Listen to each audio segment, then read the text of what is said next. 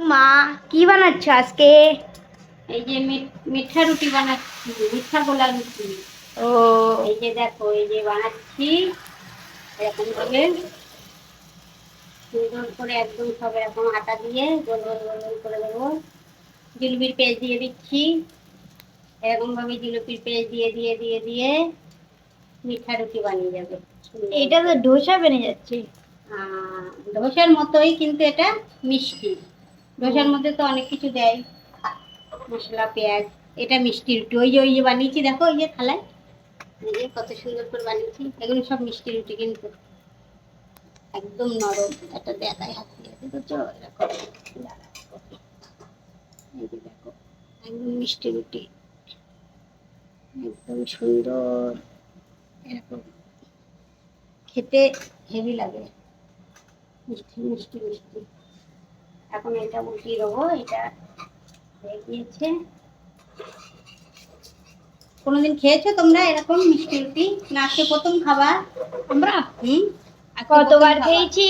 না, ও তো গোলা রুটি বানিয়েছে আটা দিয়ে। আর এর এর মধ্যে কি দেওয়া আছে জানো? এই যে কি, এই গোলাটা দেখাচ্ছি, দাঁড়াও একবার। এই রুটিটা উল্টাই, এইটা পুড়ে যাবে তুমি। হ্যাঁ, বুঝেছো কত সুন্দর? কি দিয়েছো এর মধ্যে? এর মধ্যে দিয়েছি এই যে গোলাটা গুলেছিলাম, হচ্ছে অল্প চালের গুঁড়ো আর অল্প ময়দা দিয়ে আর জল দিয়ে গোলা। আর এর মধ্যে এই যে কালো কালো দেখা যাচ্ছে, এগুলো লং। লং একটু থেতো করে, লং না সরি, এলাইচি। ও এলাইচি থেতো করে ওর দানাটা দিয়েছি এর মধ্যে। এই যে কালো কালো, সুন্দর হয়েছে না? এখন এগুলো কিন্তু মিষ্টি রুটি, খেতে হেভি লাগে। শুধুই খাওয়া যাবে মিষ্টি। চাই চা দিয়ে খাও, চাই শুধু খাও, যেরকম ভাবে খাবে ভালো লাগবে। আজকে খেয়ে দেখো তোমরা। এরকম কোনোদিন বানাইনি আমি, আজকে মন হলো একটু এরকম বানাই। আজকে খাওয়াই সকাল সকাল বাচ্চাদের।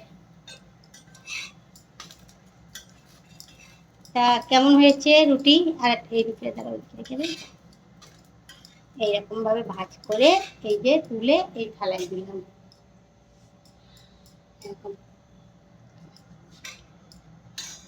এই যে এরকম ভাবে বানাচ্ছি দেখো। এই যে তেল দিয়ে দিলাম, তেলটা দিয়ে একটু তেলটাই গরম করে নিলাম। কিন্তু ভালো লাগবে তাই জন্যই। আর এখন এই বাটারটা, বেটার বেটার, এই এখন এটা এরকম ভাবে হাতা দিয়ে সুন্দর বানছে না? এরকম ভাবে বানাতে পারিস তুই?